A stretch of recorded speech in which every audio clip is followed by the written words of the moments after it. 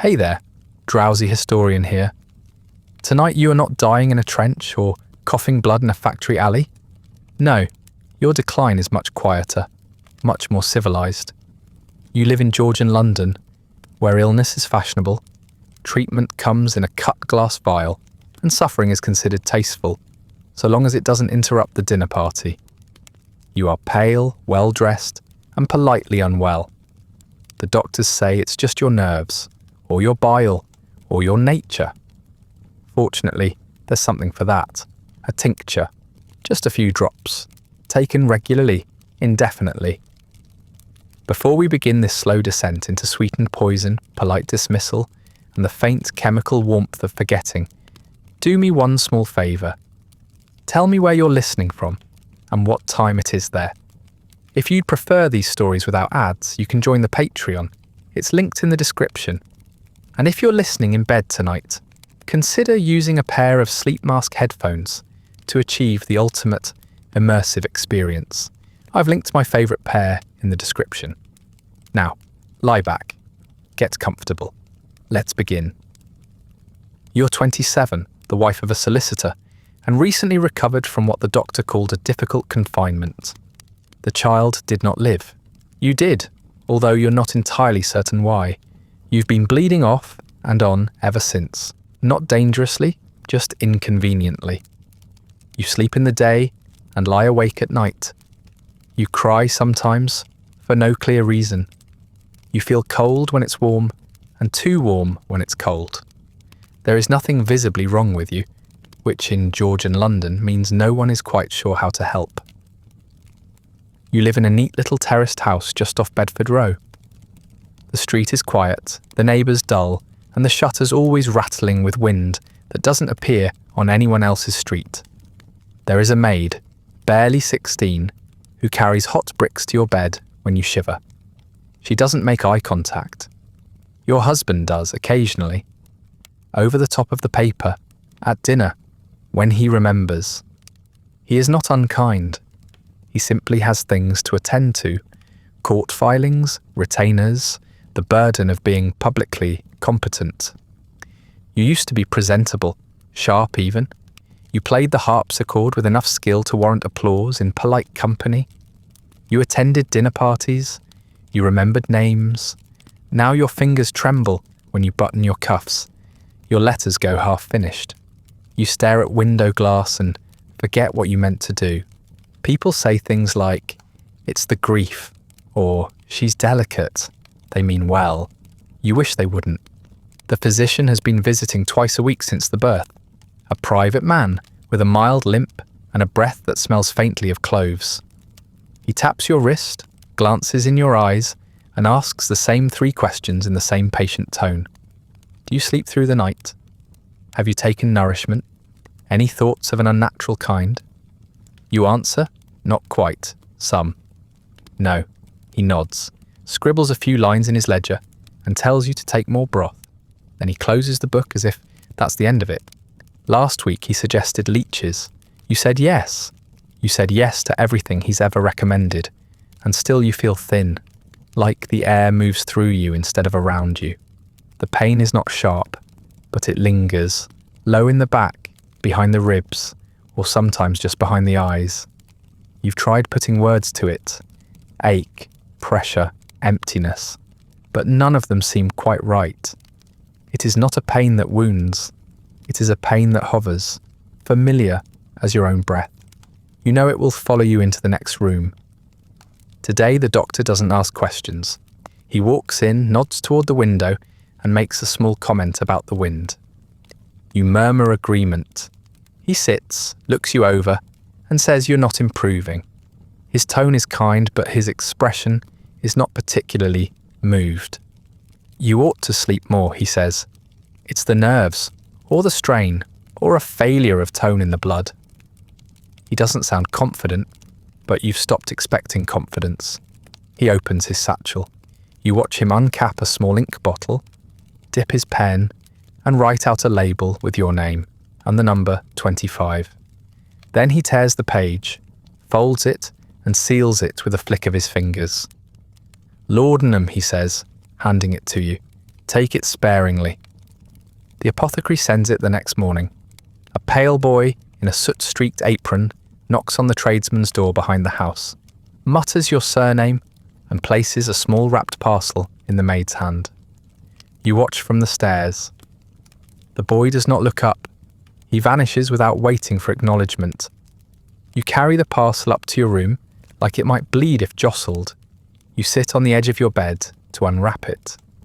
The glass is dark brown and cool to the touch. The label is written in your doctor's careful hand. Mrs. L, 25 drops. Beneath that, a smaller note. As needed. You turn it over. No ingredients, no further explanation.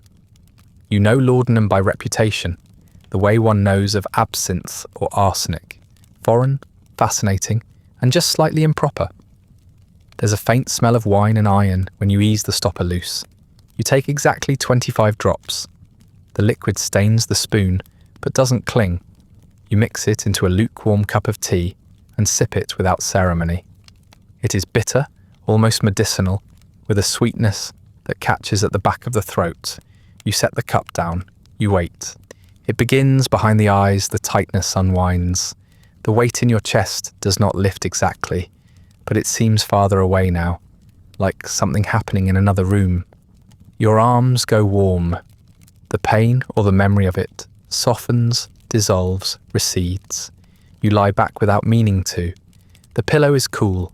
The sheets smell of starch and sleep. Your eyes close on their own.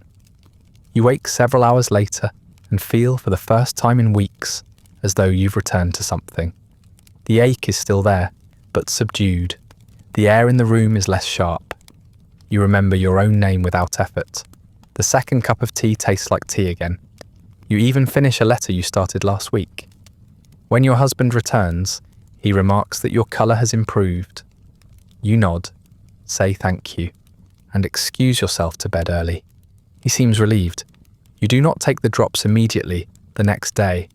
You want to prove to yourself that you don't need them. You last until afternoon. Then measure out another 25 with a slightly steadier hand. It works again. It always works.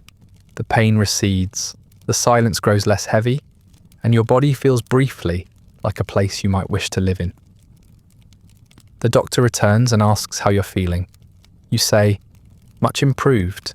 He smiles, writes something illegible in his ledger, and says, I told you it would help. You thank him. He does not ask if you've been following the dosage exactly. You do not volunteer the fact that you've begun to take it in the mornings now. Not every morning, of course. Just the difficult ones, the foggy ones, the ones when the light feels too sharp and the air presses too heavily on your chest. The maid changes your linens twice a week. She no longer glances nervously at the red smudges near the pillow. You find your appetite returning, though not for food. You eat little, but you no longer dread the feeling of sitting up in your dressing gown. You even consider attending church. You mention this aloud, and your husband praises the idea. He kisses your hand at dinner.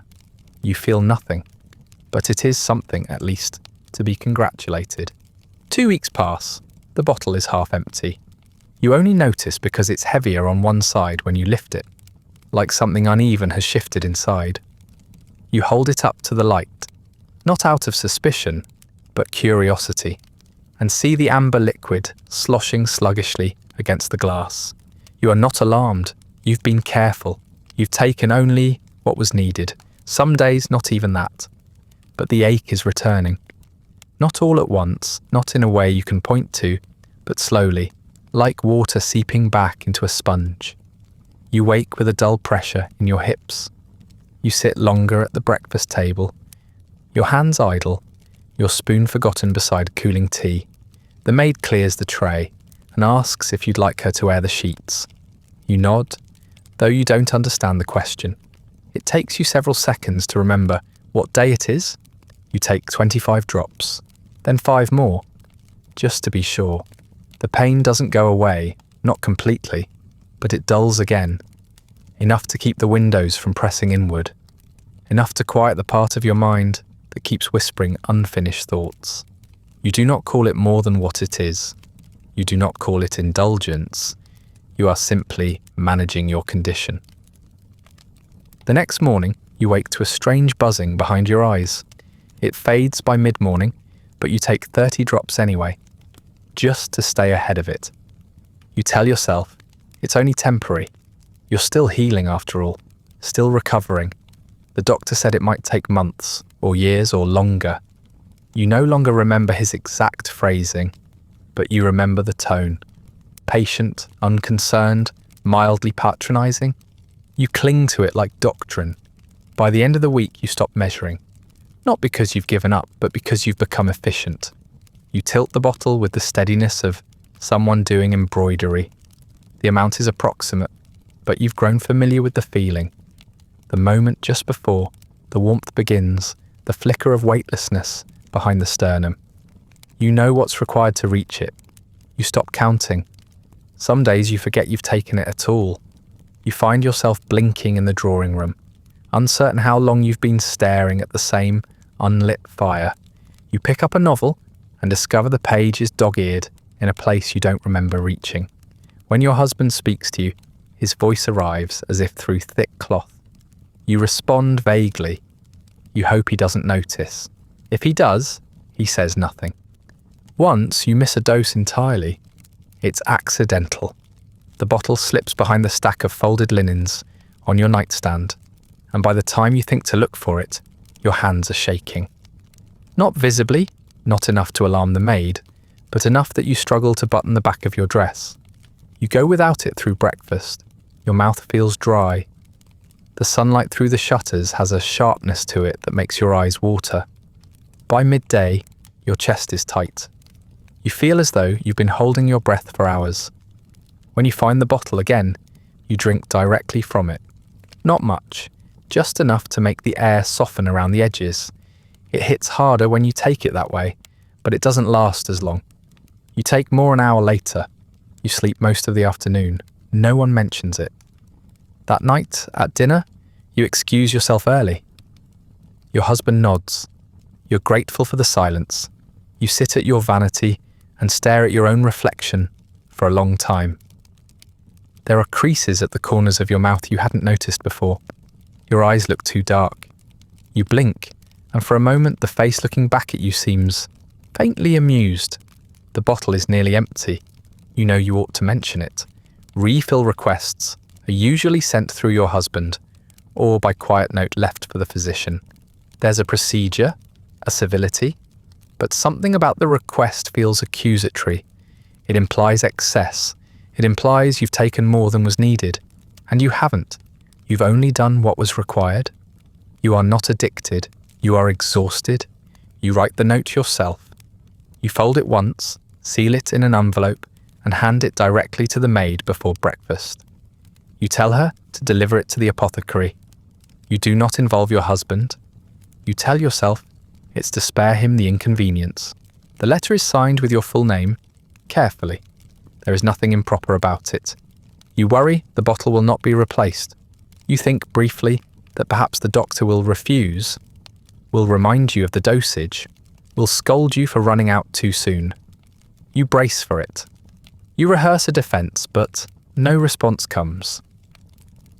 That afternoon, a small parcel arrives, wrapped in oil paper and twine. The maid sets it on the sideboard without comment. You wait until she leaves to open it. It's identical. Same label, same glass, same weight in the hand. You feel something uncoil in your chest. Not joy, not even relief. Just the quiet easing of a knot you hadn't realised was there. You open the new bottle and return the old one to the drawer. It clinks against the tin of pastilles and the unused spool of thread. You mean to dispose of it later. You never do. The next week passes in haze. You don't feel worse. You don't feel much at all. The days are manageable, so long as you begin them properly. 30 drops in the morning. Perhaps a bit more by mid-afternoon, especially if you're expected to entertain callers. You still get dressed. You still brush your hair. You still say good morning when your husband emerges from his study. It all feels routine, mechanical, but no one seems to notice. You receive a letter from your sister. Something about her eldest learning to ride. You read it twice before realizing you've retained none of it. You fold it carefully and place it with the others. You'll respond eventually. You visit the garden once, the day is clear, the hedges trimmed, the paving stones swept free of leaves.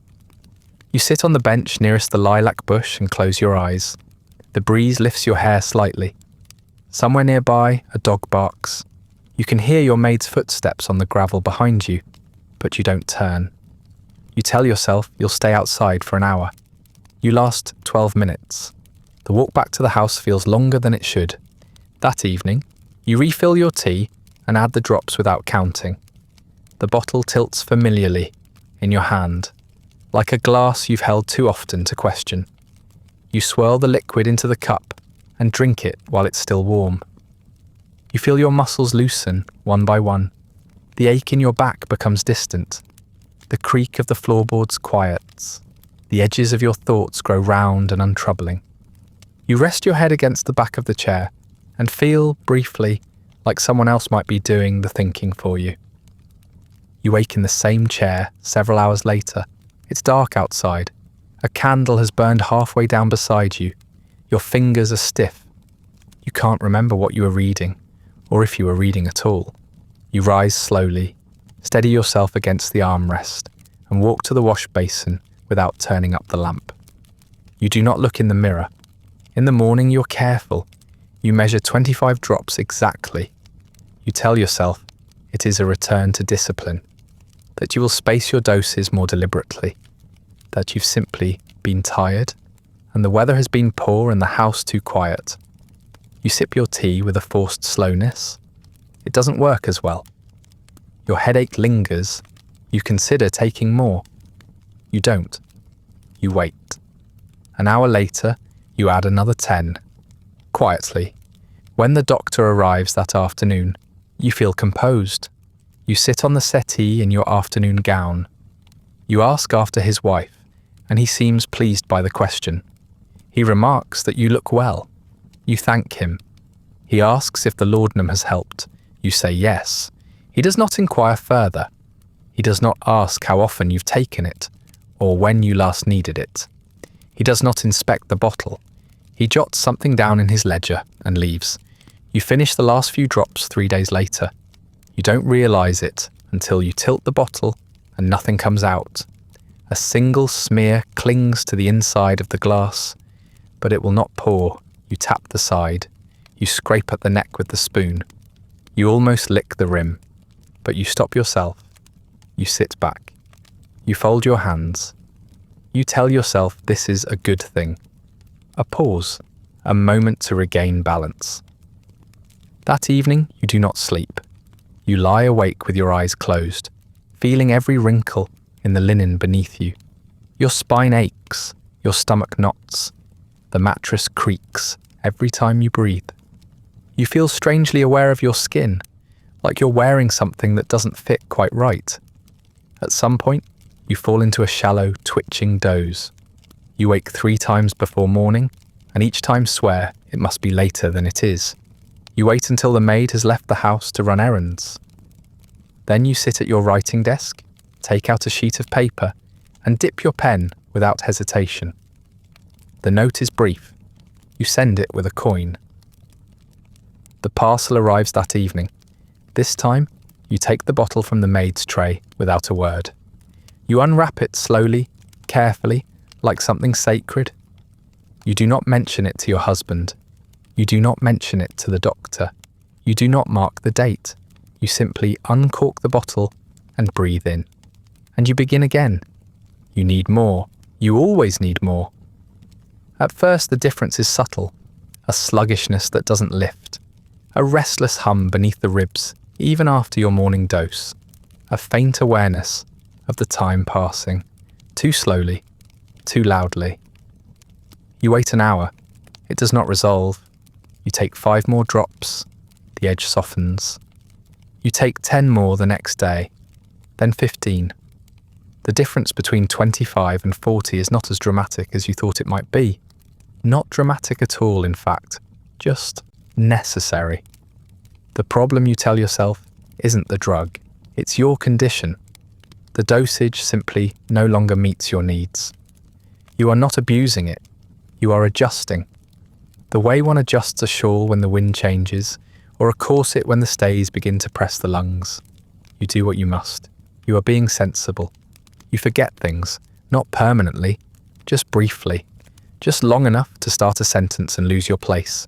You trail off in conversation and press your hand to your forehead as though the thought escaped you in a puff of light. Your husband doesn't notice, or pretends not to. You forget an appointment with the seamstress.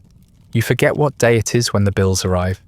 You forget for a moment how long it's been since you left the house. It's not alarming, it's just inconvenient. You keep a small notebook now. Not a diary, nothing sentimental, just a list of things you mean to do. Notes to yourself in careful script, letters to respond to, deliveries expected, times when the maid will be out. You read it every morning and forget it by lunch. Still, you feel better having written it down. It means you are managing things. Your hands shake more than they used to, not dramatically. Not enough to drop the cup, just enough that you pause longer at the sink, enough that you start wearing gloves more often, even indoors. It's fashionable, it's modest, it hides the subtle tremors well. Sometimes when you've taken too much too quickly, your vision shimmers faintly at the edges. Not darkness exactly, just an odd warping of the light. Like water on a hot street, it passes. You sit down until it does. You try not to speak during these spells. You've learned that you slur slightly when you do. Once at dinner, your husband asks if you're quite well. You smile and say it's just the weather. It's always the weather. He nods. He does not press. You admire that about him. His ability to accept an answer, regardless of its truth. The doctor notices. He doesn't say so directly, but his gaze lingers a bit too long when you hand him the bottle for inspection. The label is worn at the corners. The ink is smudged slightly from handling. He turns it over in his hand and hums softly to himself. You keep your expression neutral. He raises an eyebrow, faint, clinical, and then, without comment, opens his bag and produces another. You feel a flash of something, not guilt exactly, but the memory of guilt. A reflex, it passes.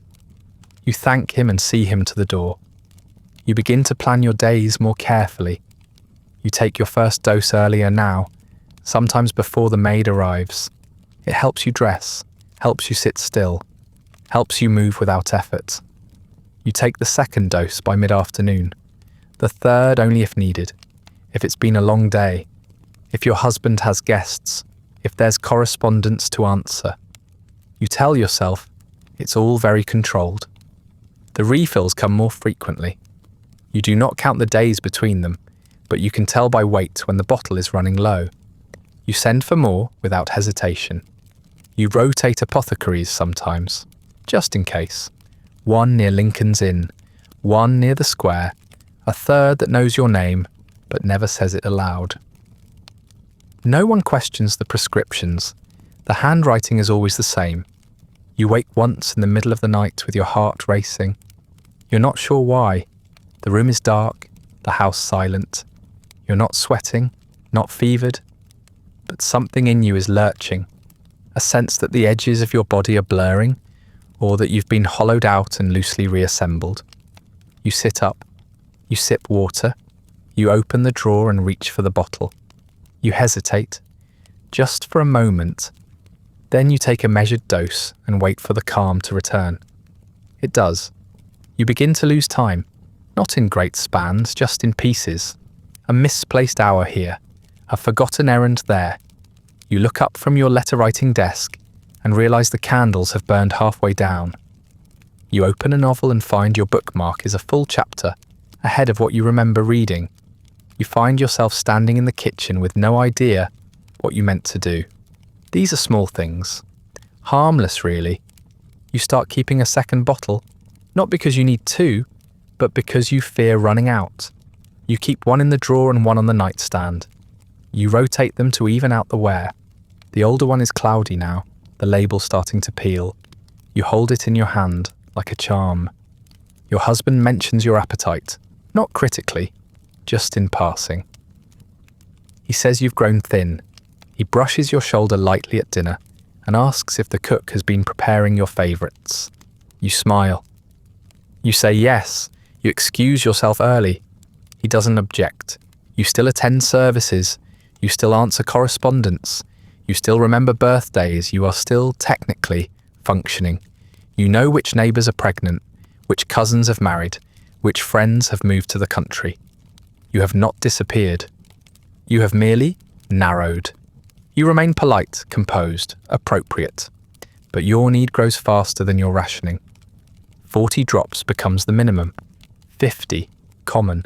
60, on difficult days. You no longer feel the warmth quite the same way. The first flush of relief comes slower now, thinner. You chase it with tea. You wait longer for it to settle. You double-check that you've taken it sometimes, because the feeling is so faint. You take more.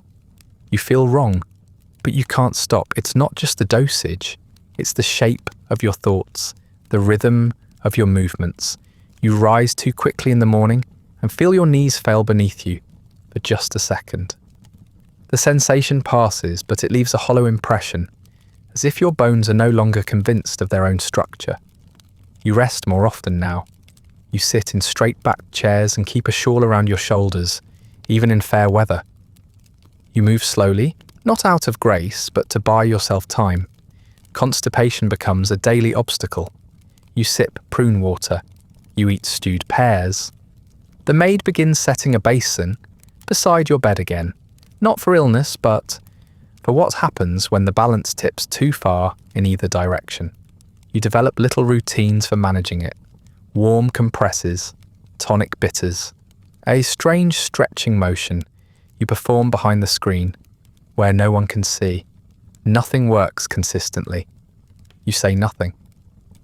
The night sweats return sometime in May. You wake soaked through, sheets clinging to your back, pillowcase damp beneath your cheek. You open the window. The air feels too thin. The sweating isn't feverish. You take your temperature twice to be sure, but it clings, slick and sour, and leaves you exhausted. You change your linen in the dark and go back to bed, still shivering. The next morning, you pretend it didn't happen. Your dreams shift. There used to be fragments, blurred faces, disconnected speech, places that no longer exist. Now they tighten. You dream of the same room every night, the same walls, the same closed door. It's always dusk and someone is always just on the other side, breathing quietly through the keyhole. You wake gasping, clutching the blanket, and immediately reach for the bottle. You do not count drops, you do not sit up. Your teeth begin to ache. It starts with the back molars. You bite into bread and feel a deep, shocking thrum beneath the surface. You stop chewing with that side. Then the other side begins to throb. Not constantly, just enough to remind you. You try cloves. You try warm rinses. You consider writing to your husband's dentist. But the idea of explaining the symptoms exhausts you. Your eyesight fades at the edges. You squint more. Reading takes longer. You blink too often. You clean your spectacles, even when they're not smudged. The world takes on a slight haze, and when it clears, you feel as though you've been jerked forward in time. You look into the mirror one morning and feel a jolt of confusion, not at the reflection itself, but at the way it seems to lag just slightly behind you. One afternoon, you think you see something in the mirror. Just a flicker, just over your left shoulder, a shadow too thin to belong to anything in the room. You turn quickly, nothing is there. You steady yourself, smile faintly, and pretend not to notice that your mouth is trembling. You reapply your hair ribbon, with fingers that feel like gloves. You do not tell anyone. Later that week, you see something in the corner of the drawing room, a darker corner than usual. You stare at it until your eyes begin to burn. You do not blink. It does not move, but you can feel it waiting. The moment you look away, it will reach for you. You light a candle and set it on the table nearby. The shadow recedes. You nod, as if you've negotiated a truce. You sit with your hands folded in your lap and the bottle just beneath your palm. You try to stop. Not forever, not even for long, just a day. Just to see what happens. You decide not to take your morning dose. You make it through tea, then through the first hour of sunlight. By mid-morning, your skin has begun to itch. Not a rash, just a crawling, a prickling beneath the surface. You stand too quickly and feel your stomach cramp. Your knees give again. This time, you catch yourself against the desk, but only just.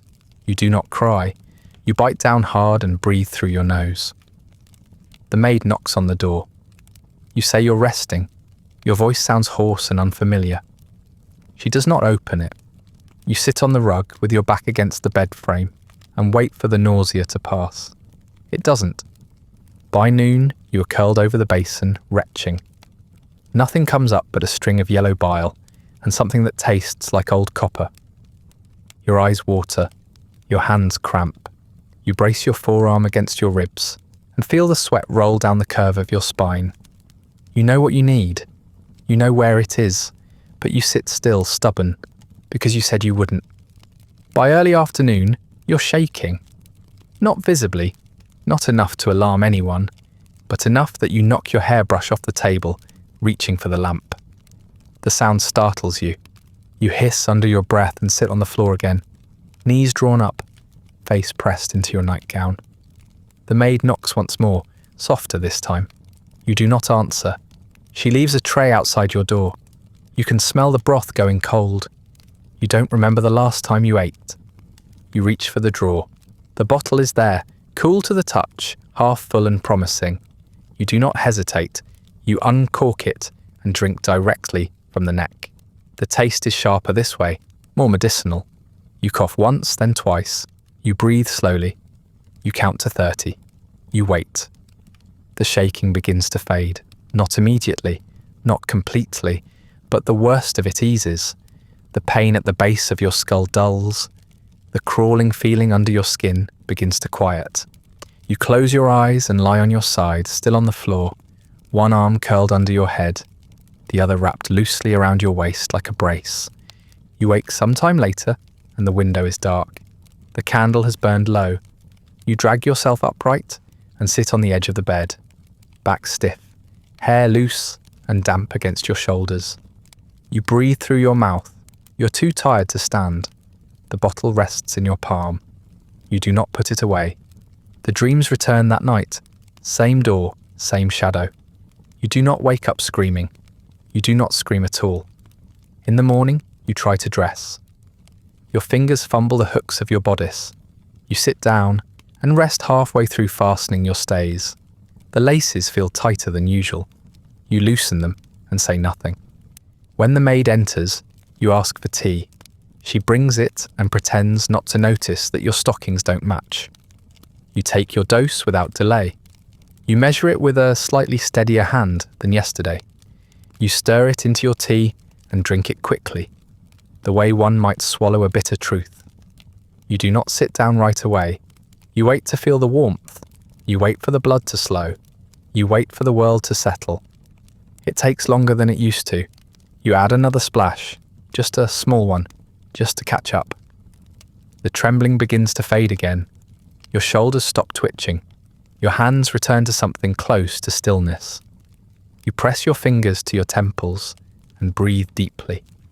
The ache is still there, but it has softened into the familiar shape of endurance. You are forced to ask for help.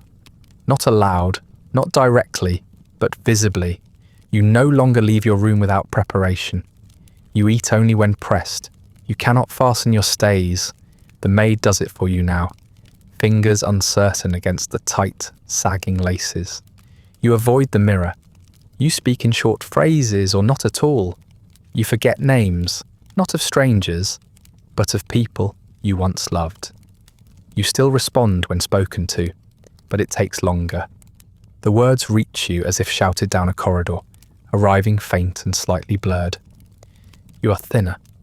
Not delicately so, not in the graceful, consumptive way novels describe, but hollowed out. Your dress no longer fits at the hips. Your corset slips. Your wedding ring is loose. You keep it on out of habit. One morning you wake to find a shallow bruise across your collarbone. You have no memory of how it got there. You speak to yourself now, not constantly, but audibly. The maid hears you through the door. You murmur as you sleep.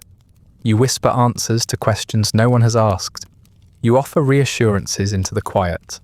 Once you apologize to someone who isn't there. Your husband is the one who sends for the doctor. He does not discuss it with you. He does not ask if you want a visit. He simply arranges it, the way he might arrange to have the carpets beaten or the chimney swept. It is not cruelty, it is maintenance. You are, in his mind, something in the house that requires attending to. He arrives briskly, as always. His coat smells of cold air and paper. His hat is powdered. His shoes are clean. He does not knock, he is let in. The maid steps aside. She does not announce him. He enters the room with the confidence of someone who has visited often and learned nothing. You are sitting upright, barely. You arranged yourself that way when you heard the carriage. Your arms are folded in your lap. Your ankles are crossed, but not tightly. You have combed your hair. You have put on gloves. You do not remember doing these things, but they have been done. He sits across from you. He taps your knees with 2 fingers and watches the reaction. He opens your eyes wide with his thumb and stares into the whites. He shines a small lamp against your pupils. You flinch. The light feels like heat. He makes a note in a small book you don't remember him bringing. His handwriting is tight, purposeful, and unreadable from where you sit. He asks if you're sleeping. You say yes. He asks if you're eating. You say yes. He asks if you're in pain. You say no. He does not challenge your answers. He records them with a small, satisfied nod. You know what he will write in his report. You have seen the words before. Nervous strain, hysteric disturbance, female constitution, spiritual fatigue, melancholia brought on by confinement, grief retained in the blood. He says it is not uncommon, that women often experience lingering sensitivities after childbirth, especially those of a quiet, introspective disposition. He does not look at you as he says this. He looks toward the window, as if drawing the thought from the trees outside. He mentions the change of season. He suggests that the coming summer may bring relief. He tells you to avoid reading anything too emotionally stimulating. The doctor asks if you still require laudanum. You hesitate, just briefly, just long enough that the silence becomes meaningful. You say yes. He nods again, as if he already knew. He adjusts his cuffs. He does not ask why your dosage has increased. He does not ask how often you take it. He does not ask whether it helps. He says if it allows you rest, it's doing its work. You think of that phrase for hours afterward, doing its work, as though this state, this suspended, silent, slow-dripping decay, were a form of productivity, as though being quiet and compliant and steadily dissolving were proof of treatment. You feel a sudden urge to laugh. You do not. You do not have the breath for it. He closes his notebook and rises. He does not offer his hand. You do not reach for it. He calls softly for the maid. She appears instantly, like a creature summoned. He says you should have broth and rest, no visitors, light reading only, a turn about the garden if possible. He does not look at you when he says this. He pauses at the door and says, almost as an afterthought, continue with the drops. They're doing you good. He does not wait for a response. He steps out. Morning, or maybe it's evening. There is light behind the curtains, but it is grey and unhelpful, the kind that settles over the room like dust. You're lying on top of the coverlet, half dressed, one stocking still rolled down around your ankle. Your throat is dry. Your mouth tastes metallic. When you sit up, your hair pulls against the back of your neck, stiff with dried sweat. There is a crease in your cheek from the embroidery on the pillow, deep enough to ache when you touch it. The fire has gone out. The embers are cold. You do not remember whether it was lit at all. The tea tray is sitting on the side table. The pot is full but cold. A slice of bread, half eaten, lies on the carpet by your foot.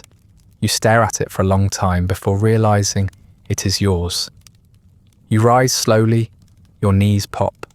There is a throb behind your left eye that pulses with each heartbeat. You pull your shawl around your shoulders and make your way to the basin. The water is tepid. There is a film of dust on its surface.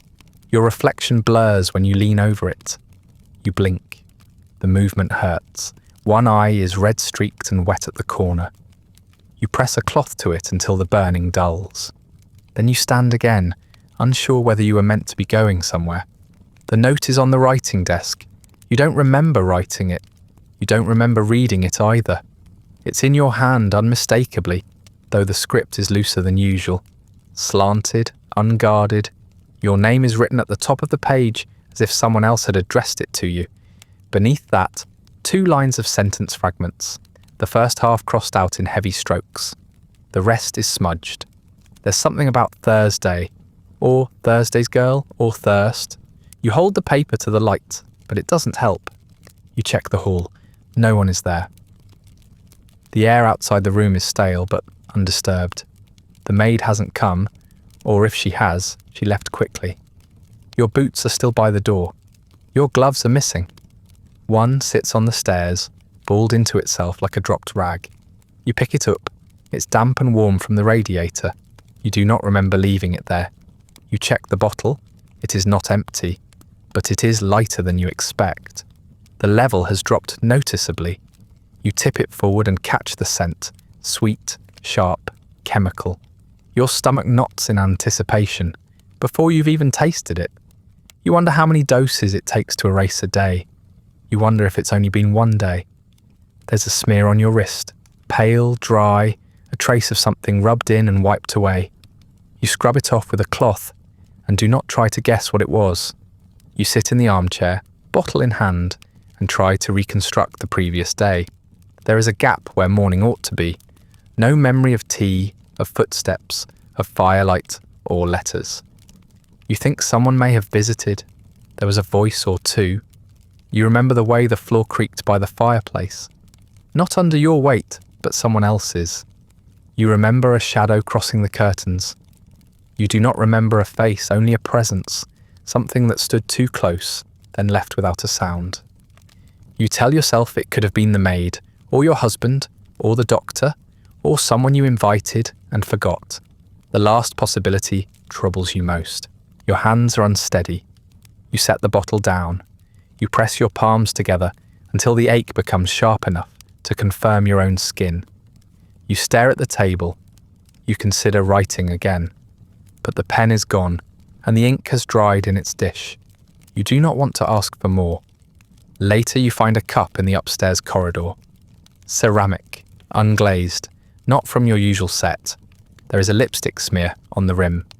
You do not wear lipstick. You sit down on the top step and hold the cup in both hands, as if it might explain itself. You think you remember laughter, once sharp, yours. You cannot recall what it was about. The light shifts again. It grows darker, or at least narrower. The window panes begin to rattle faintly, as though a storm is making up its mind. You find your dressing gown on the floor near the bed. You do not remember undressing. You do not remember dressing either. There is something under the bed, a book, face down, pages bent. You retrieve it carefully. It is a volume of sermons. Inside, a scrap of paper with only one word. Enough. You do not know if it was meant as a note or a label. You set it on the nightstand and forget it there. Eventually you drink. Not with the usual ritual. No tea, no water, no counting. You open the bottle and tip it straight to your lips. The taste is worse this way. Thicker, it coats your teeth, it bites the back of your throat before spreading into the familiar warmth. You do not chase it with anything. You do not wait for the edge to smooth.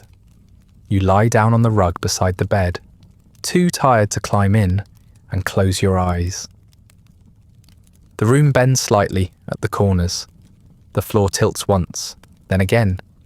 The sensation is familiar now, like walking across a boat's deck in heavy shoes. You do not mind it. You do not resist. The dreams, when they come, are heavier than usual. They do not flicker or shift. They hold you in one place, one long corridor with too many closed doors. You knock at each in turn, but no one answers. You open one door and find your own reflection. She is younger. She is waiting. A few days pass. You're outside briefly. It isn't planned. The morning begins in the usual way, half waking, swallowing, blinking through a thick and weightless fog. But when you reach for the drawer, the bottle isn't there. You check the nightstand, the writing desk, the cabinet under the basin. Nothing. You remember finishing it the night before, or maybe the night before that. You meant to send for more. You meant to ration it more carefully, but you didn't. And now it's gone. At first, you tell yourself it's an opportunity, a pause, a chance to recalibrate. You feel ill, but not unbearable. You take a hot cloth to your eyes, a glass of cold water to your throat. The headache is already blooming behind your temples. But still you stand. You pull on your stays awkwardly. You dress. You decide that a walk might clear the feeling. You leave a note for the maid, just a single line. Gone out for air. Your handwriting wavers. You fold the paper in half and leave it on the chair. The street is quieter than you expected. Pale, unmoving. The sky's blank white. The buildings are rigid and unsympathetic. You wrap your shawl tighter around your shoulders and begin walking toward the square. The air is crisp, brisk even. Your shoes feel wrong on the cobblestones, heavy at the toe, unsteady at the heel. You adjust your pace, you lift your chin. You tell yourself you're simply out of practice. The sunlight is too bright, not warm, just intrusive. It glances off window panes and dazzles at odd angles. You keep to the shaded side of the street, but even there, your vision pulses faintly at the edges. You take a few deep breaths. You keep walking. You pass 2 shops without looking in. You think someone may have nodded to you, but you aren't sure. And by the time you turn your head, they've gone. Your arms feel strange, like they belong to someone else. Too long, too far from your shoulders. You clench your fists to keep them close, but it doesn't help. You cross your arms and hold your elbows instead. You hope it looks intentional. A dog barks suddenly from an open window above. You flinch. The sound splits something open in your head. A man across the road glances over, puzzled. You smile faintly, as if to acknowledge a shared absurdity, and keep walking. You miss the edge of the curbstone and stumble slightly. You recover quickly. You do not stop. The marketplace is ahead. You hear it before you see it. The creak of wheels, the indistinct murmur of voices, the cough of someone lifting sacks of coal. Your hands begin to sweat inside your gloves. You blink, and for a moment the street tilts. You reach for the wall and steady yourself, then pretend to fix your shawl. You should turn around, but you keep going. The stalls come into view. Baskets of pale vegetables, tins of dried fish, small rolls of linen swaddled in wax paper. You step into the open square. The noise folds in around you, not loud but too layered, too human. Someone brushes past your shoulder. You step back. A child laughs nearby, high and sharp. It cuts into you like a pin. You feel yourself coming apart, and it's happening far too gently. There is no panic, no drama, no lurching collapse, just a slow disconnection, as though your mind has stepped a few inches to the left of your body and is now watching with mild interest as your knees fail. You go down carefully, almost politely, as if excusing yourself from a conversation.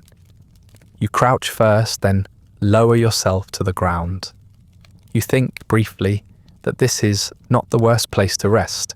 You hear someone shout, then someone else laugh, then feet, then nothing. When you wake, you're not outside. You're in your own bed, and it's late, or early. The window is closed. The lamp has been extinguished. Your clothes have been changed, but your underthings are still damp with sweat. Your hair has been brushed but not well. There's a knot behind your ear, tight enough to tug when you shift on the pillow. You lie very still and listen. The house is quiet. The maid must be asleep. You cannot hear your husband's movements, though that means very little. He is light-footed and often withdrawn. You blink at the ceiling and try to trace the last thing you remember. The street, the stalls, the child's voice, and then the ground. Someone must have helped you. Someone must have recognized you, or brought you here out of duty, but you cannot remember who. You try to imagine what you looked like, sitting in the middle of the square, unable to speak. You picture your mouth open, your shawl slipping from one shoulder, your gloves uneven. You imagine your eyes wide but slow to blink. You imagine what your face must look like when the world tilts. You hope it looked like fainting. You hope it looked respectable. You check your arms for bruises. There are none. Someone carried you carefully. Someone knew how to hold a body without bending it too far. You check your hair. A few pins are missing. You wonder if they were left behind. You wonder if anyone recognized them. You reach for the drawer, hand trembling, already knowing it will be full. There's a new bottle inside, still wrapped. The paper is cleaner than usual. You untie the string slowly, fingers shaking, then place the wrapping in the waste bin beneath the desk. The bottle is cold and familiar in your hand. You hold it for a long moment before opening it. You hesitate, not out of guilt but confusion. You do not know whether you took too little or too much, whether the collapse was withdrawal or overdose, whether the blankness was the result of absence or excess. You have no frame of reference anymore, no marker for what is normal. You take a dose anyway. It doesn't matter what the cause was, only the remedy. The trembling softens. Your vision steadies. You lie back on the bed and breathe as evenly as you can. Your teeth hurt, your legs are sore, your hands feel brittle. But the ache inside your ribs has retreated by a fraction, and that is enough. In the morning, your husband appears in the doorway. He doesn't say much, just asks if you're feeling more like yourself. You nod. He doesn't ask what happened. He doesn't mention the street. You don't know whether that's out of courtesy or embarrassment. You don't ask who brought you home. You do not want to know. The maid is quieter than usual. She brings tea and doesn't meet your eyes. There is a faint mark on her sleeve, as though someone grabbed it in haste. You think of asking her, gently, offhandedly, if she saw you yesterday. But you don't. You sit by the fire and sip your tea. You plan to write a letter but forget the name. You pick up a book and find the page unreadable. The paper curls slightly in your hand. You set it down again. Outside, the wind shifts. Someone coughs in the alley behind the garden wall. A carriage rolls past without slowing. The light from the window changes as the clouds pull open. You blink at the brightness, then pull the curtain closed with a steady hand. You lie down again and say nothing. The money begins to run out. Not household money, not truly. There is always enough for eggs, meat, coal and soap, and everyday things. But your allowance from your husband arrives every Thursday in the same quiet way it always has. 2 sovereigns in a fold of paper, left discreetly in the drawer beneath your underthings. Your husband never mentions it. He assumes it is enough. For small household items, for ribbon or embroidery floss, for whatever gentle pleasures are expected to occupy a woman in your condition. You thank him when you remember. He nods as though it was never in doubt. Neither of you pretends it is for medicine. Medicine is what the doctor provides. You ration the coins with care at first, one for the apothecary, one for appearances. There are still days when you make a show of shopping, when you stroll down Bedford Row in a borrowed hat, pause at the haberdasher's window, and finger the frayed edge of your shawl as if deciding whether it might be worth mending. You pass other women with baskets and children in tow. You nod at familiar faces. You smile too long at people who do not greet you back. Then you circle back behind the square, to the side alley, where the boy from the apothecary sometimes loiters, pretending to sweep. He doesn't ask questions anymore. He takes the coin and gives you the bottle. You do not meet his eyes. Sometimes he counts the change and slips you a peppermint sweet, as if to soften the transaction. You pocket it without a word. He is young enough to think it kind. You are no longer young enough to take offence. The trouble begins when your Thursday money is gone by Tuesday. Not every week, just the difficult ones. The ones when your skin feels too tight and the neighbours' voices scratch at your skull and you cannot bear the sound of a spoon against a cup without shaking.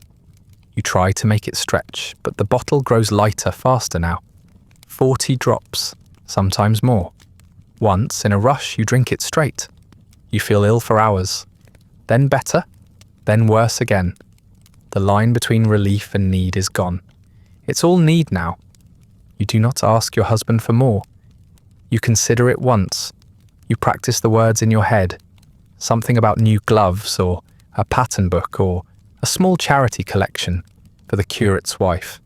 But you hear your own voice in your imagination, and it sounds unconvincing. Greedy, too polished. You know he would give you the money if you asked. That is not the problem. The problem is that he might ask why, that he might open the cabinet, that he might begin to keep count. And then the silence that has kept you safe would crack open into something much harder to bear. So you manage. You borrow against yourself. You skip breakfast. You dismiss the laundress 1 week early and tell her you're feeling too faint for company. You take a brooch, not one of great value, but one your mother gave you, and wrap it in soft paper. You bring it to a pawnbroker on Theobald's Road, whose office smells of lard and coal and something faintly chemical. You place it on the counter and smile as if you're simply clearing space in your drawer. The man doesn't smile back. He gives you enough for 2 bottles, no questions asked. You walk home with a paper parcel, clutched in your coat, and the strange sense that your breath has grown thinner, as if you've hollowed yourself out just enough to be weightless. When the doctor returns, he notices nothing, or at least he says nothing. He sits in the chair beside your bed and asks the usual 3 questions.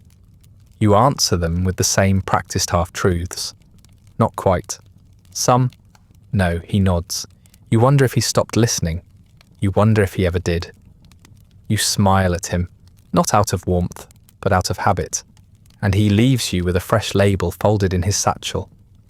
The maid who once knocked now hovers. She speaks less, though you sense her watching. Once you catch her glancing at your nightstand, at the bottles arranged too neatly. You make a show of straightening your pillow and coughing lightly. She averts her eyes. You think she may know. You think she may tell. You consider hiding the bottles elsewhere. You try the drawer, then the wardrobe, then behind a stack of hymnals you haven't opened in months. But it doesn't help. You always find them again. And there are more than you realized. You begin to suspect theft. The tincture disappears faster than you remember taking it. The tea tastes weaker. The relief comes later. You check the spoons, the dosage. You count the drops once, twice, and still the bottle empties too quickly. You accuse the maid in your head, then the boy from the apothecary. Then you realize the truth. It's you. You are the thief. You are the one who forgets, who double doses, who wakes up mid-conversation and does not remember if you've taken it already. You are the one who says, just a little more, and then just to sleep, and then just to stop shaking until there is nothing left to explain. You do not cry when you realize it. You just lie very still and let the knowledge pass through you like smoke. There is nothing to be done about it now. On Thursday, your allowance arrives late. Your husband leaves it on the table instead of in the drawer. He does not mention the change. You pretend not to notice. You excuse yourself early and step into the hall to collect your coat. It has been raining. You carry the coins in your glove so they won't clink. The boy isn't outside today. You walk 2 streets farther than usual, toward a different alley, a different shop. The clerk there is older, less friendly. He eyes you with the kind of politeness reserved for women who appear more fragile than fashionable.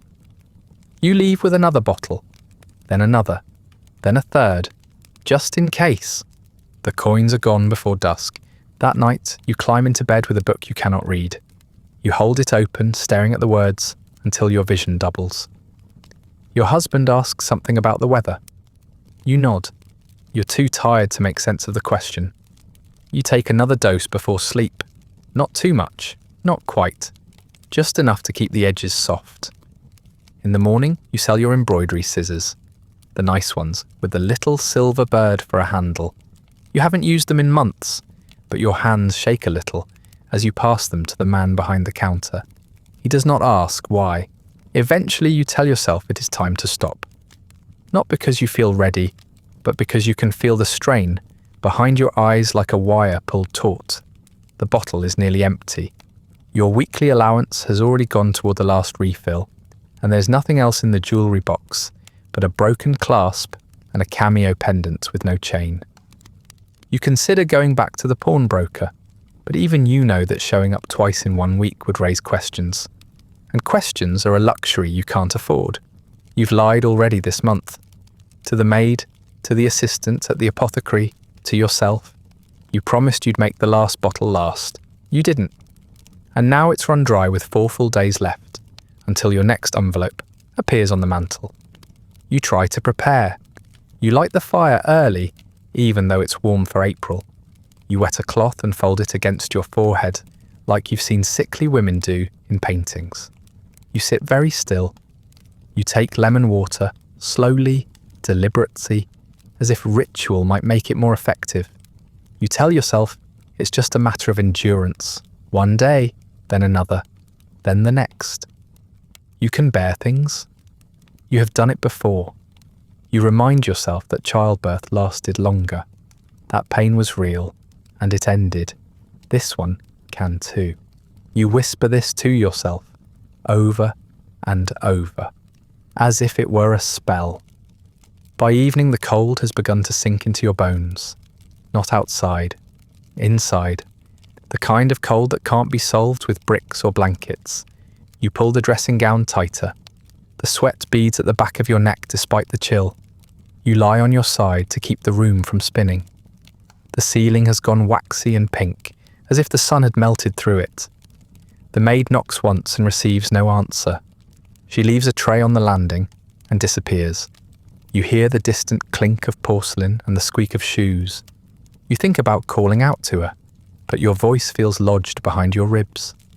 By midnight, the cramps have begun. Your hands curl inward without your permission.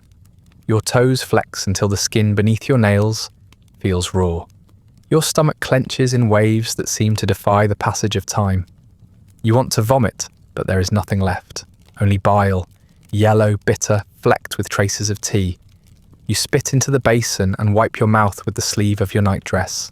You smell wrong, acrid, damp, like something gone off in the sun. You consider that you might die. You consider that it wouldn't be much of a surprise. Sleep comes in fragments, an hour, maybe 2, broken by shivers that start in your spine and rattle your teeth. You close your eyes and see pulsing lights, patterns you don't recognize. Threads, maybe. Eyes. A spinning wheel without a spindle. You open them and the dark seems worse. Thick, viscous, humming faintly with things you cannot name. You think about calling for your husband, about telling him everything, but the thought of his expression, the bewilderment, the shame, the sense that you have failed at something no one ever asked you to do, is worse than the silence. So you say nothing. The second day is worse. The cold becomes a fever. You sweat through your sheets and wake up shaking. The taste in your mouth is metallic. The basin holds more yellow bile. You lose track of time. The light outside your window changes too fast or not at all. You begin to forget how long you've been lying here. The pain in your limbs grows more diffuse, less like pain and more like buzzing. You see insects crawling across the inside of your wrist. When you brush them away, they vanish. You do not scream. Not yet. You hear voices, not clearly. Just the idea of voices, your name perhaps, a man's laughter, a woman whispering something urgent. You press your hands to your ears, but the sound blooms inward instead of retreating. You look into the mirror across the room, and see your reflection tilt its head before you do. You freeze. The air sharpens. You blink. It returns to normal. You turn the mirror to face the wall. You begin to think that something is under the bed. You haven't looked directly. You don't need to. You can feel it. The tug in the air, the pressure near your ankles, the sense that something is waiting for you to swing your feet to the floor. It breathes in long, slow pulses. You tell yourself it isn't real, but that only works when you're not looking at the gap beneath the frame. At some point you hear a sound you cannot explain, a scrape, like metal on stone, followed by something soft, like silk dragging through water. You sit up too fast and the world shifts. Your vision doubles, your head pounds. You crawl to the edge of the bed, slow, deliberate, breath shallow. You hold onto the post and look down. Nothing. You laugh. It cracks in your throat. A sound halfway between relief and surrender. You ease back onto the pillows and try to drink water. Most of it spills down your chin. You reach for a cloth and knock something off the nightstand. A teacup, maybe. It shatters. You don't move to clean it. You stare at the pieces on the floor until your eyes blur. That night, the dreams come back. Not dreams, not exactly. They feel too sharp for dreams. Your fingers sink into bed sheets that turn to river mud. Your mouth fills with pins. You hear your mother calling your name from a hallway that no longer exists. When you wake, you aren't sure if you screamed, but your throat is raw. Eventually, you think, perhaps, the worst is over. The fever has broken, your hands are steadier, your eyes don't shake quite so much when you try to read. You sit up. The sky is dull grey. You tell yourself you've done it. You've passed through. There's something faintly victorious in the thought. Then the light shifts, just slightly, and you see it, in the corner, or near the mirror, or crouched just past the door frame.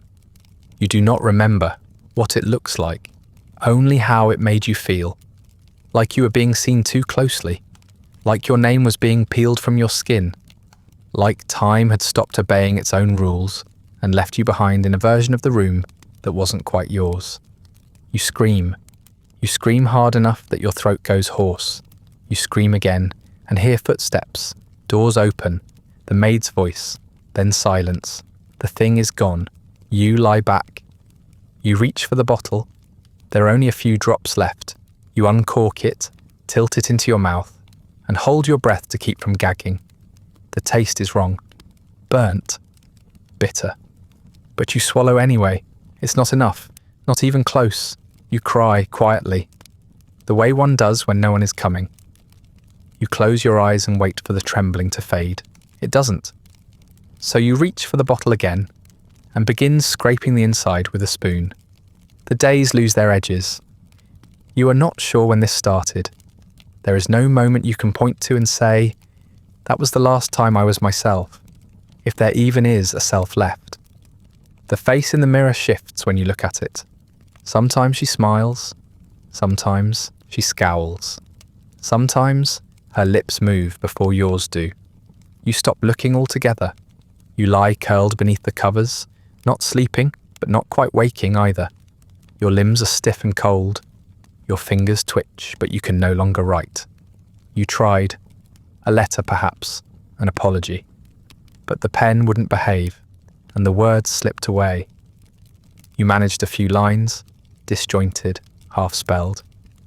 You can't remember what they said. You tore it up. Or maybe you didn't. Maybe it's still somewhere on the floor, folded between your petticoats and the night soil pail, smudged with ink and something darker. You do not eat unless it's placed in your hand.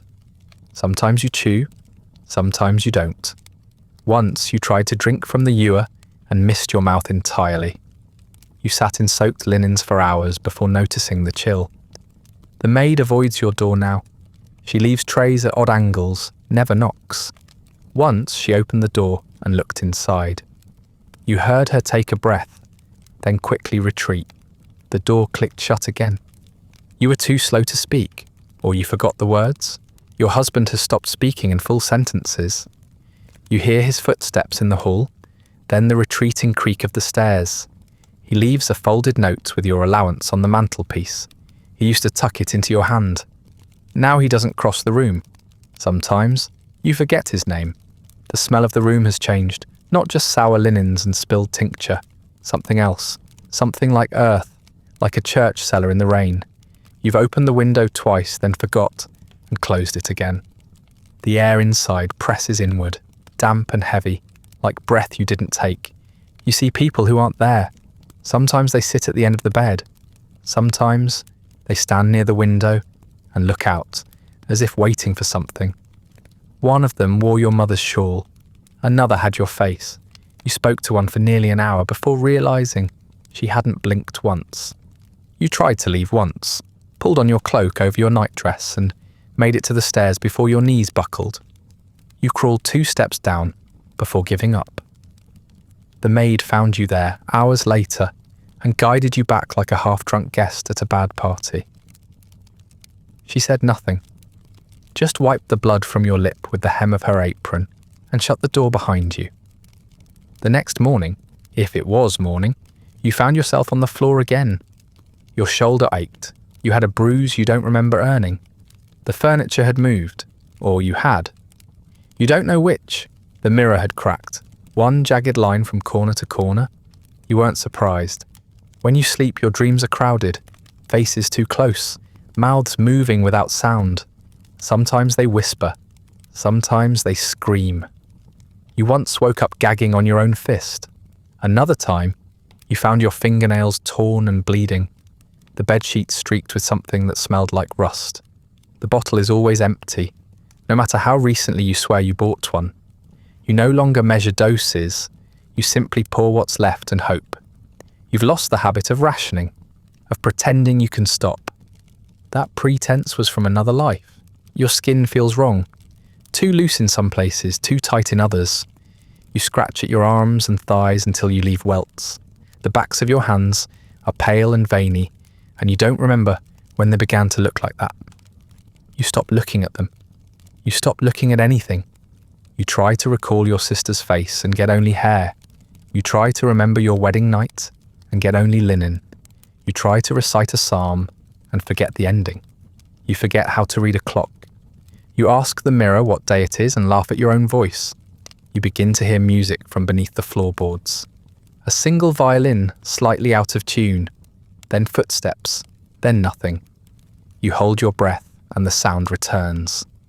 It continues whether your ears are open or closed. It's worse when the house is quiet. You press your head against the mattress and wait for it to end. It never does. There are days you do not move at all. You wake in the same position you fell asleep. Your limbs feel like wood. You stare at the ceiling and count the cracks in the plaster. You blink slowly. You breathe like it's a task to be done carefully. You wonder if you've already died and no one noticed. You consider asking someone. You decide not to. The letter you once meant to write is gone. You assume you threw it away. You assume you meant well. The whispering returns, more frequent now. It doesn't bother you. Sometimes it says your name. Sometimes it says things you once said.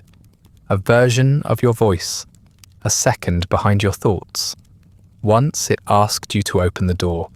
You told it you couldn't, not because it was locked, but because you weren't sure there was a door anymore. You no longer care who sees you. You do not draw the curtains. You do not change your clothes. The basin is full. The chamber pot overflows. A moth lives in the folds of your bedsheet. You once tried to crush it. Then you forgot what you were doing. Someone knocks. Not the maid, not your husband, someone heavier, with boots. They knock twice, then open the door without waiting. You don't lift your head. You don't speak. You're not sure your mouth still works. They walk slowly into the room. The floor creaks beneath them. They pause. "She's here," says a man's voice. A second voice, nasal and annoyed, replies, "We thought she'd gone already." You try to ask who they are. You try to ask what they mean. But your tongue is heavy. The words don't come. Your jaw trembles. Your body is soaked in cold sweat. One arm is pinned beneath you. the other curled awkwardly against your chest. One of them approaches the bed. He leans close enough for you to see the shadow of stubble on his chin. He smells like pipe smoke and damp wool. He reaches out, touches your wrist, then pulls back with a frown. "Still warm," he says. "Barely." You blink. You try to say you're awake, that you understand, that you're still here, but the light shifts again, and you close your eyes against it. Just for a moment. Just until they stop talking. Just until the trembling fades. Your husband decides you shouldn't be here anymore. He doesn't say it aloud. Not to you. He says it to the doctor, softly, while you're in the next room, sitting by the window with your shawl around your shoulders and your eyes half focused on the wind rattling the shutters. You can hear the conversation, not the words, their tones, the slow cadence, the mutual agreement that something must be done. Something kind, something firm. You understand the shape of it, even if you don't catch the details. You are not invited to clarify. You are not asked to weigh in. You are simply the subject around which the decision is shaped. Like dough being pressed into a mould. Later, the doctor comes to you as if it were his idea. He wears his usual expression, polite, neutral, untroubled, and places a hand briefly on your shoulder. "We think," he says, "that some time away may help you recover properly, somewhere peaceful, somewhere restful."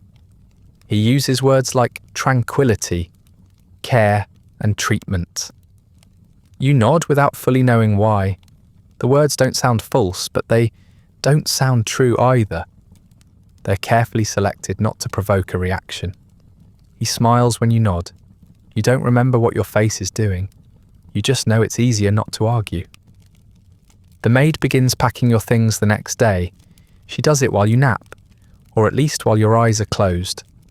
You hear the drawers slide open, the gentle folding of linen, the clink of hairpins and brooches being placed in a small case you haven't touched in months. No one packs the bottle. That has been quietly removed already, without ceremony or discussion. You aren't sure when. Perhaps yesterday. Perhaps the day before. You don't ask. Your mouth is dry and your voice doesn't quite belong to you at the moment. When you open your eyes, your dresses are folded. Your nightgown is still on you, but the rest of your life has been tucked neatly away.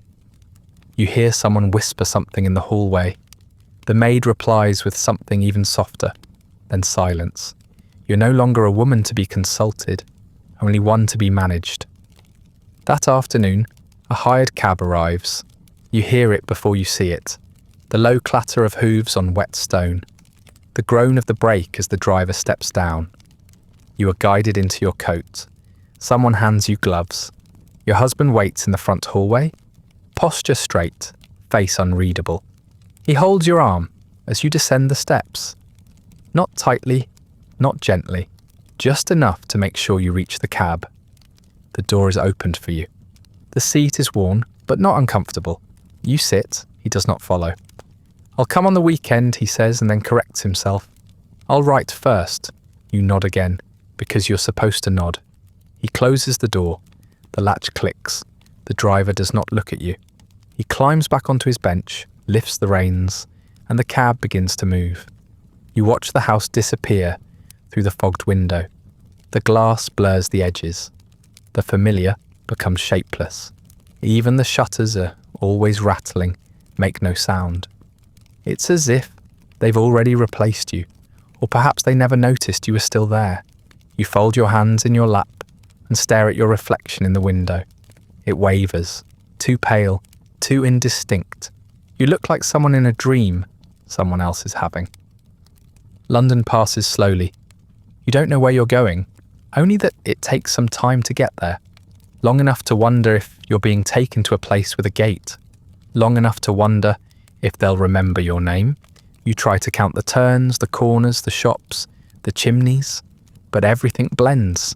A bakery, then a canal, then a dog barking at a child. It doesn't matter. None of it touches you. The cab finally slows on a street you do not recognise.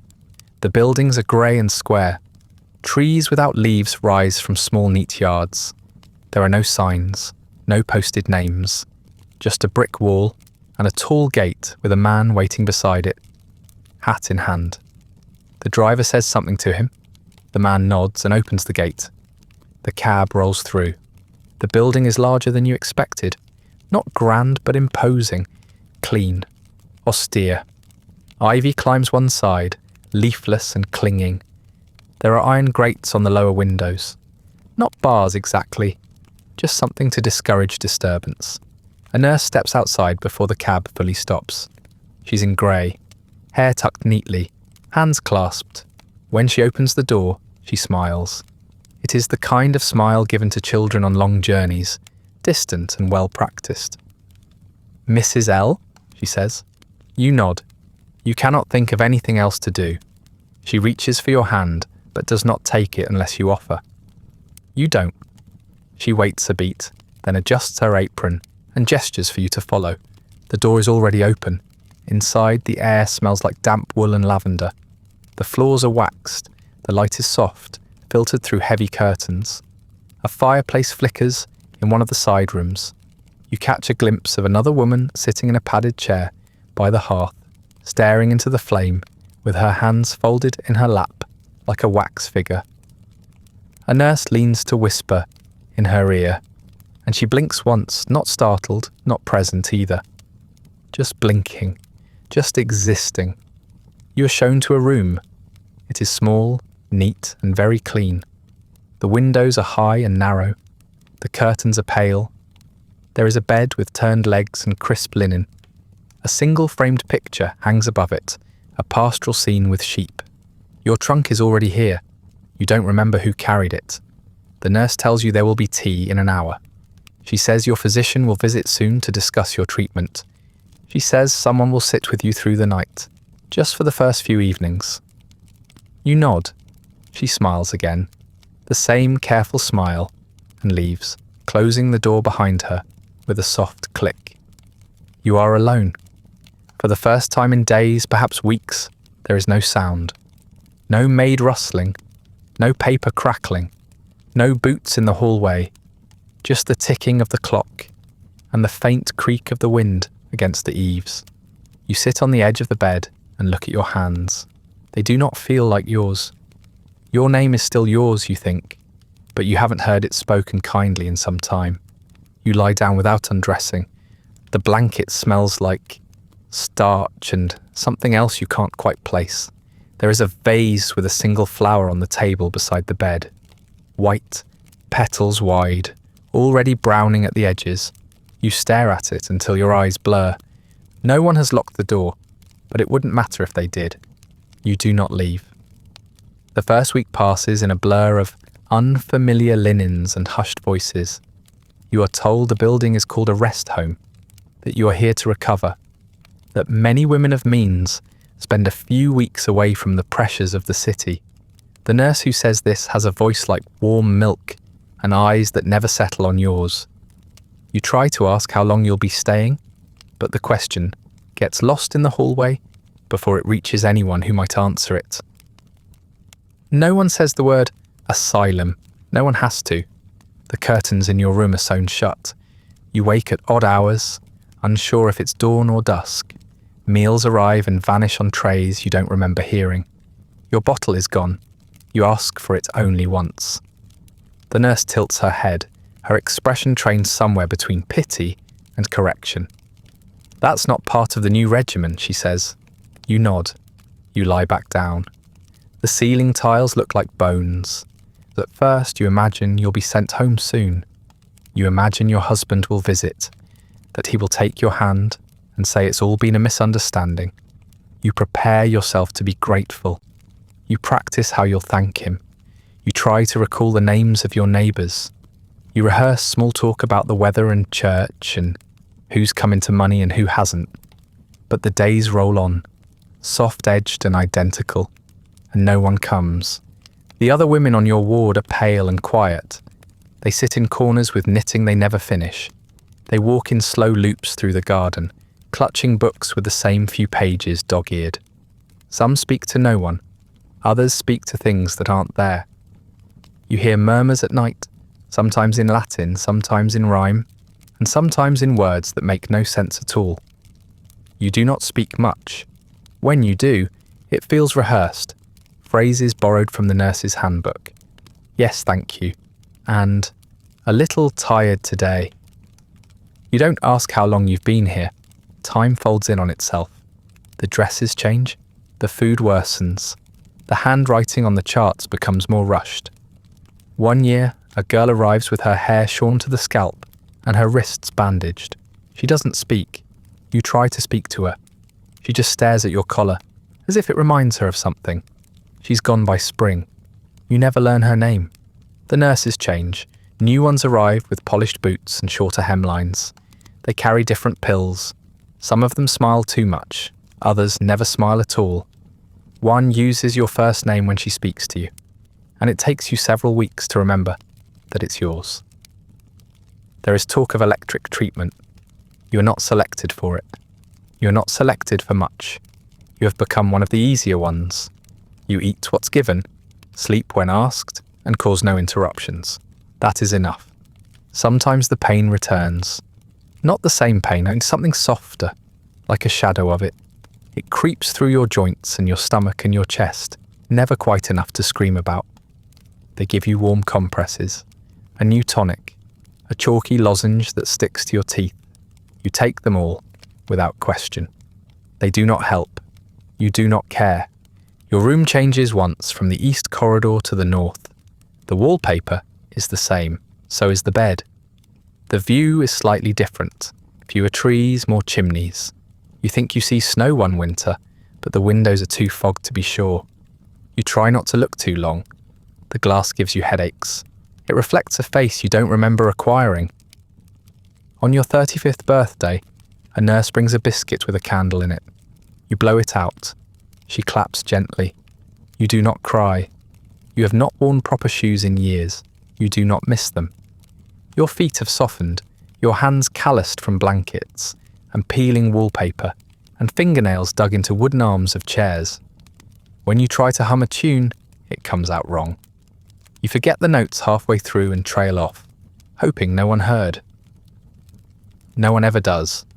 Once someone calls your name down the corridor, the old one, your maiden one. You turn, heart hammering, but it's a mistake. The girl they meant is gone by morning.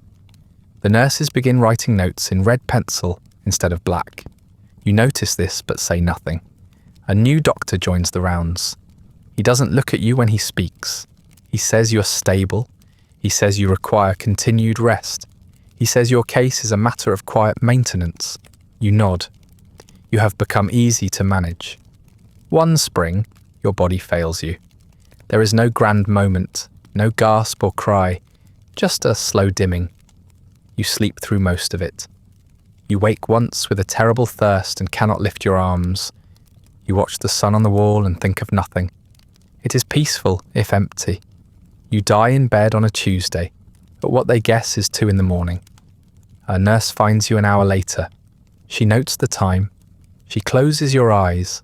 She writes your name into the register and moves on to the next ward. There is no funeral. The hospital has a process. A carriage comes the next afternoon. The driver does not ask who you were. He doesn't need to. A slip of paper travels with your body. It bears your name, your age, and the word exhaustion. No one contests it. Your husband is notified. He receives the letter at his office and folds it neatly before placing it in a drawer. He does not speak of it at dinner. He remarries 2 years later. A quiet woman. Your belongings are boxed and stored in a shed behind the rest home. Most are discarded the following year. No one remembers your voice. No one mentions your favourite song. Your name appears on no plaque, no parish record, no memorial. You are survived only by a ledger entry and a faint rust stain on the edge of a hospital bed. And that brings us to the end of tonight's story, not of healing, but of a woman quietly folded out of her own life, until nothing remained but a name on a drawer. Feel free to like, subscribe, or leave a comment with another forgotten corner of history you'd like explored next. If you'd like early access to more of these quiet descents into forgotten history, ad-free audio of the episodes, or just want to support the show, there's a link to the Patreon in the description. If you're listening on a podcast app, a rating or review helps more people find their way to these stories. And special thanks to the supporters who make this show possible, including our chroniclers, Andrew S. and Rich Davis. Sleep well.